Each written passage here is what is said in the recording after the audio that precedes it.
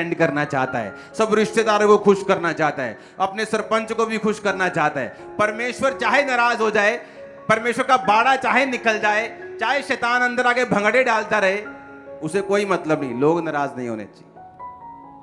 पौलुस कहता अगर मैं लोगों को खुश करता रहता तो परमेश्वर का दास नहीं होता। आप जानते हैं इस दुनिया के सबसे सक्सेसफुल आदमी, पैसे की बात कर रहा हूं, दुनियावी सक्सेस की बात कर रहा हूं, ओके समझना।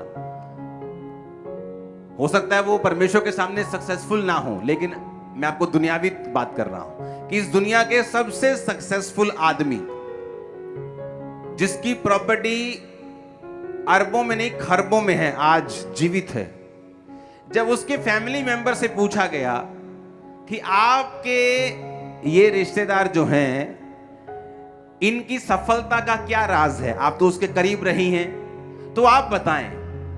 कहती है नो बहुत कहता है, नो ना बहुत बोलता है,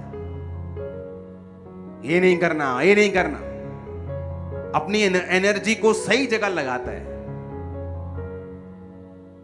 ना बहुत बोलता है, अपने स्टाफ को, अपने लोगों को बहुत मना, नो नो नो नो। लेकिन आप लोग नो बोलने के लिए तैयार नहीं।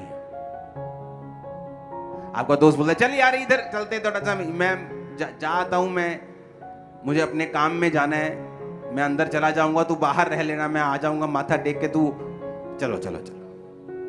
क्योंकि आपको नो बोलना नहीं आता, इसीलिए आप आत्मा में गरीब हैं। वो शरीर में अमीर हो गया शारीरिक फॉलो करके, आप आत्मिक लाइफ में हैं, आप आत्मा में इसलिए गरीब हैं। आपको नो कहना नहीं आता, आपको ना कहना नहीं आता। एक हाईली सक्सेसफुल आदमी, चाहे वो शरीर का हो, शारीरिक सक्सेसफुल हो, चाहे आत्मा में सक्सेसफुल व्यक्ति आपको मिले, इन दोनों में एक सिमिलैरिटी, एक सेम चीज आप पाएंगे, वो है नो कहना, मना करना। ये इनकी सिमिलैरिटी होगी। कहीं का भी सक्सेसफुल आदमी, शरीर का, किसी भी देश का सक्सेसफुल आदमी स्पिरिट का, आप दोनों को बिठा लें, कहीं से भी, किसी भाषा का भी, आप एक उनमें खूबी पाएंगे, उन्होंने बहुत मना किया होगा। चॉइसेस होंगी, चूजी होंगे, बहुत, हर चीज को एक्सेप्ट नहीं करेंगे, अपनी एनर्जी को सही जगह चैनलाइज करेंगे, लोगों की परवाह कभी नहीं करेंगे कि लोग क्या सोचते हैं। जब इस चर्च में 500 लोग थे, अगर लोग मुझे फंसाते कि नहीं आपको मुझे हफ्ते में विजिट देनी है, तो कभी हम बढ़ते नहीं, कभी सुसमाचार का काम ना होता, कभी इतने बड़े बड़े क्रूसेड ना होते, कभी इतनी हैवी रूहें ना बचती, कभी इतने काम ना होते जो आप देख रहे हो। मैंने कहा विजिट होंगी, लेकिन मैं लोग तैयार करूंगा, आपके लिए प्रेयर माउंटेन बनाऊंगा, 24 आवर प्रेयर सेंटर बनाऊंगा जहां आप प्रेयर करवाएंगे, आपके लिए प्रेयर माउंटेन जहां 24 आवर फिर से एक अलग टीम प्रेयर करती है। चर्च में एक टीम 9 से 5 रोज आपके लिए प्रेयर करती है। आज आप इतनी प्रेयर्स के नीचे हैं, आपको मालूम भी नहीं आप कितनी बड़ी ग्रेस के नीचे, और रोज आपका नाम लेके प्रेयर हो रही है एवरी डे। सुनो, आप सो जाते हो, आपने प्रेयर रिक्वेस्ट दी, आप भूल गए,